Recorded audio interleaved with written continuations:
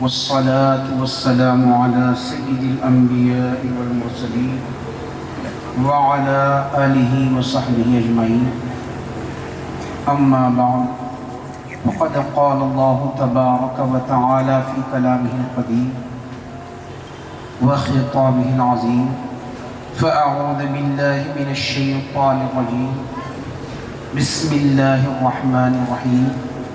وأما بنعمة ربك فحدث.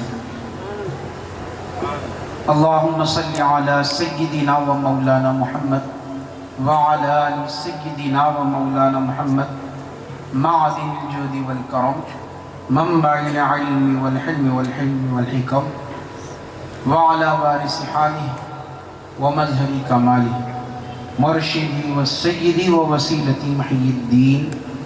الغوث الأعظم، واسع اللطف وبحر الهمم، وبارك وسلم.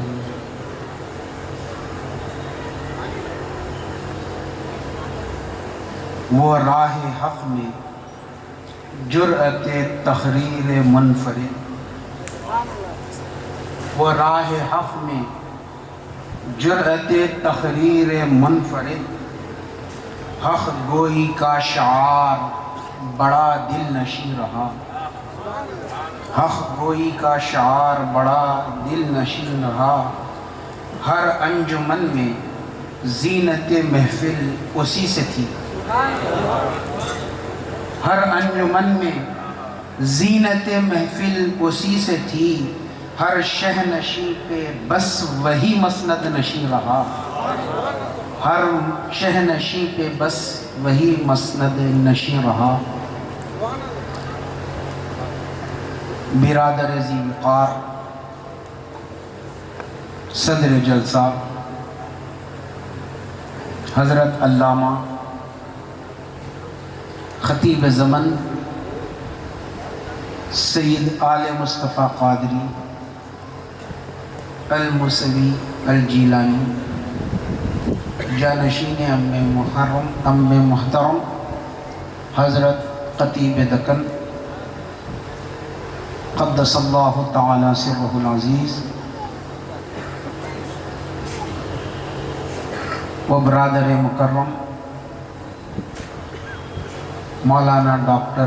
سید ہاشم عارف پاشا قادری صاحب قبلہ، دیگر سادات کرام، سامعین حضرات، آپ کے سامنے تقریر کرنے کا کچھ ارادہ نہ تھا، نہ ہی مجھے پہلے اس کے متعلق کچھ خبر دی گئی.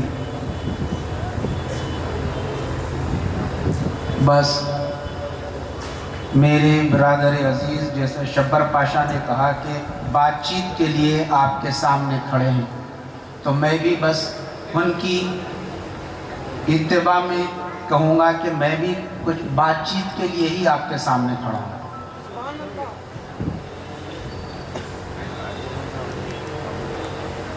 فقیر نے جس آیت مبارکہ کی تلاوت کا شرف حاصل کیا ہے کلام اللہ سے، اس میں اللہ تعالی کا ارشاد ہے کہ اپنے رب کی نعمتوں کا ذکر کرتے رہو، چرچا کرو جو رب نے تمہیں نعمتیں عطا کی ہیں. اللہ تعالیٰ کا بے پایاں فضل و احسان ہے کہ پروردگار نے ہم کو امت محمدی صلی اللہ علیہ وآلہ وسلم میں پیدا فرمایا.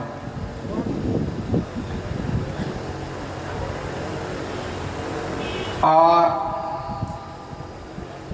پھر اللہ تعالیٰ نے اس کے ساتھ ساتھ ہم پر یہ انعام بھی کیا ہے کہ پروردگار نے ہمیں حضور غوث الاعظم رضی اللہ تعالیٰ عنہ کی غلامی نصیب فرمائی.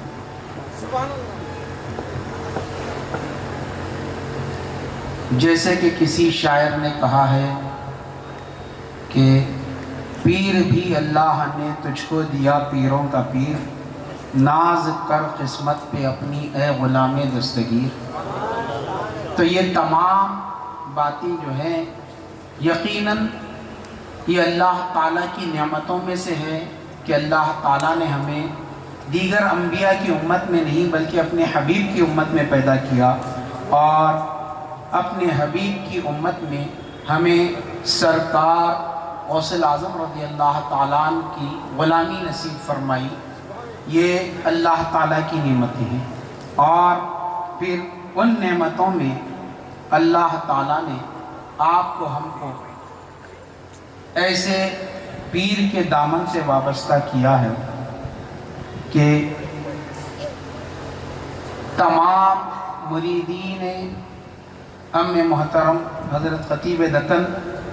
اس بات کا جتنا شکر ادا کریں کم ہے کہ اللہ تعالیٰ نے انہیں غوث اعظم کی غلامی دی بھی تو انہی کے شہزادے کے ذریعے۔ سرکار خطیب دکن قدس اللہ تعالی سرہ العزیز کی وہ ذات گرامی ہیں۔ میں زیادہ وقت لیے بغیر مختصر ایک دو الفاظ میں حضرت کی بارگاہ میں خراج پیش کرتے ہوئے اپنی جگہ لیں تاکہ آپ کو عالمی شہرت یافتہ مقررین کرام سے بڑے ہی نورانی خطابات سماعت کرنا ہے، اور ایسے اکابر علماء کے سامنے اس فقیر کی حیثیت ایک طفل مکتب کی ہے۔ تو میں عرض کر رہا تھا کہ آپ کو ہم کو اللہ تعالیٰ نے جس خاندان سے وابستہ کیا ہے اس خاندان میں اللہ تعالیٰ نے ایک بڑی ہی عظیم المرتبت شخصیت کو بھی بھیجا جس کا نام خطیب دکن ہے، اور آپ کی ذات کوئی محتاج تعارف نہیں۔ میں اپنے پیر و مرشد حضرت علامہ ڈاکٹر سید غوث محی الدین قادری الموسوی المعروف اعظم پاشا صاحب قبلہ سے یہ بات سماعت کی ہے، کیونکہ اس زمانے میں تو میں بچپن بھی نہیں کہوں گا کہ بلکہ میری پیدائش بھی نہیں ہوئی تھی۔ اس وقت کا واقعہ حضرت یہ بیان فرماتے تھے کہ جیسا کہ تاریخ کی کتب میں میرے جد کریم سرکار سیدنا سید موسیٰ قادری صاحب قبلہ قدس اللہ تعالی سرہ العزیز کی متعلق جو بھی تاریخ لکھنے والوں نے لکھی اس میں حضرت کے نام نامی اسم گرامی کے ساتھ یہ بات لکھی گئی کہ صدر المشائخ حضرت کو کہا گیا، اور تمام اہل دکن میں کوئی حضرت کے ہوتے ہوئے کسی کو بیعت نہیں کرتا کہ آپ کا مقام و مرتبہ ایسا تھا کہ دیگر مشائخ بھی بیعت نہیں فرماتے کہ حضرت کے ہوتے ہوئے صدر المشائخ کے ہوتے ہوئے ہم بیعت نہیں کرتے۔ تو آپ کو جو مقام حاصل تھا در حقیقت یہ مقام آپ کو جو حاصل ہوا اپنے آپ کو اپنے جد کریم کی ذات میں آپ نے فنا کر دیا۔ سرکار غوث اعظم رضی اللہ تعالیٰ عنہ کے احوال میں یہ بات آتی ہے کہ آپ 40 سال تک عشاء کے وضو سے فجر کی نماز پڑھے، اور سرکار موسیٰ قادری صاحب قبلہ قدس اللہ تعالی سرہ العزیز کے احوال میں یہ بات آتی ہے کہ آپ کو 30 سال تک کسی نے بستر پر لیٹتے ہوئے نہیں دیکھا، آرام کرتے ہوئے نہیں دیکھا۔ تو آپ کا مقام و مرتبہ سارے دکن میں بڑا بلند و بالا تھا، اور آپ کا احترام آپ کے زمانے کے تمام مشائخ اولیاء ہر ایک آپ کے مقام و مرتبے کے معترف رہے۔ تو عرض کر رہا تھا کہ سرکار پیر و مرشد قبلہ نے یہ بات بیان فرمائی تھی کہ جس وقت حیدرآباد کو وہابیت اپنی لپیٹ میں لے چکی تھی، اور اس زمانے میں دوسرے مسلک کا ایک جو عالم کہلاتا تھا، میں تو عالم بھی نہیں کہوں گا، اور سرکار پیر و مرشد قبلہ اس کا نام بھی جب لیتے تو یہ فرماتے کہ پالن شیطانی فرماتے تھے۔ جو لوگ اس کے نام سے واقف ہیں میرا اشارہ سمجھ چکے ہوں گے کہ پالن شیطانی یہاں پر آتا اور حیدرآباد کو آہستہ آہستہ دیمک کی طرح حیدرآباد کے لوگوں کے عقیدے کو کھوکھلا کرتا چلا گیا، یہاں تک کہ وہابیت سارے حیدرآباد کو اپنی لپیٹ میں لے چکی تھی۔ اس زمانے میں حیدرآباد کے علمی و روحانی گھرانہ سرکار موسیٰ قادری صاحب قبلہ قدس اللہ تعالی سرہ العزیز کی اولاد امجاد میں ایک سورج نمودار ہوا اور سارے حیدرآباد کو روشن کر کر چلا گیا۔ وہ سورج اور وہ ذات کوئی دوسری نہیں، سرکار خطیب دکن علیہ الرحمہ کی ذات تھی، اور پیر و مرشد قبلہ بڑے ہی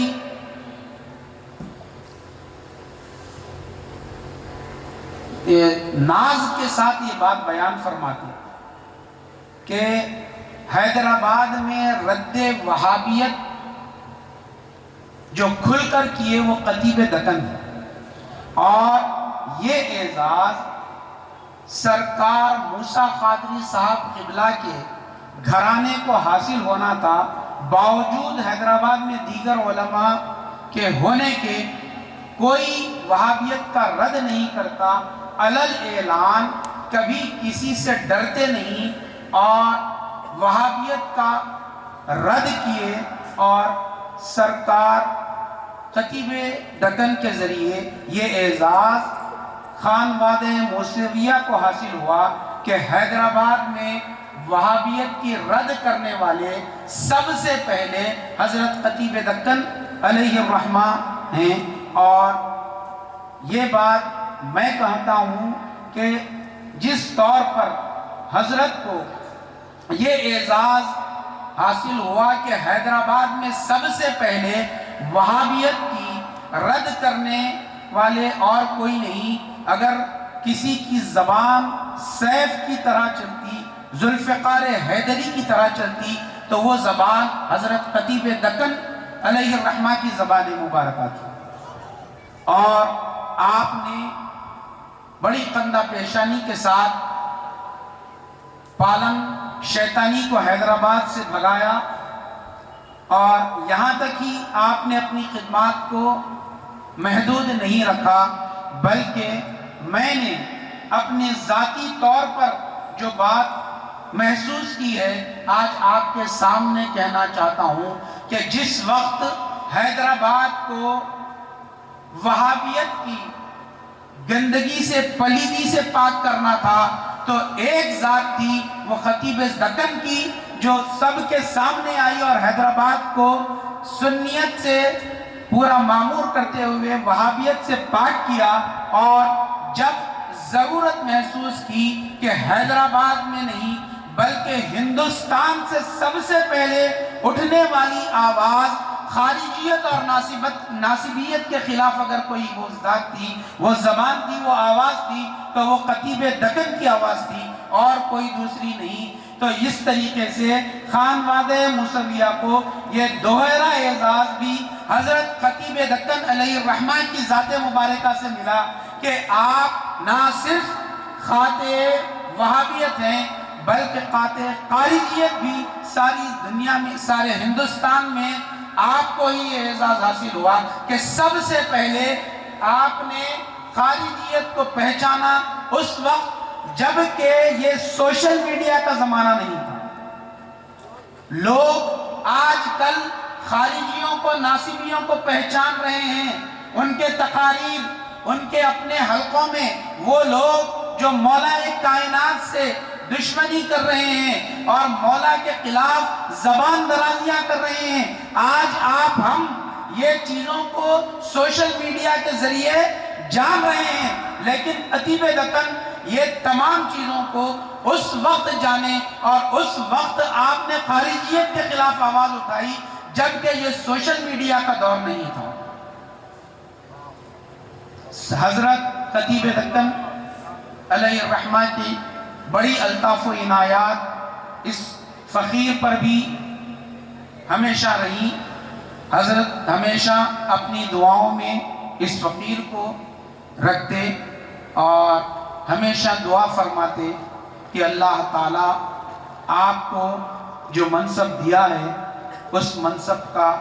حق ادا کرنے کی اللہ تعالیٰ آپ کو توفیق بھی دے۔ میں حضرت خطیب دکن کی اس دعا کو آج بھی آمین کہتے ہوئے اپنی بات کو ختم کرتا ہوں۔ وما علینا الا البلاغ۔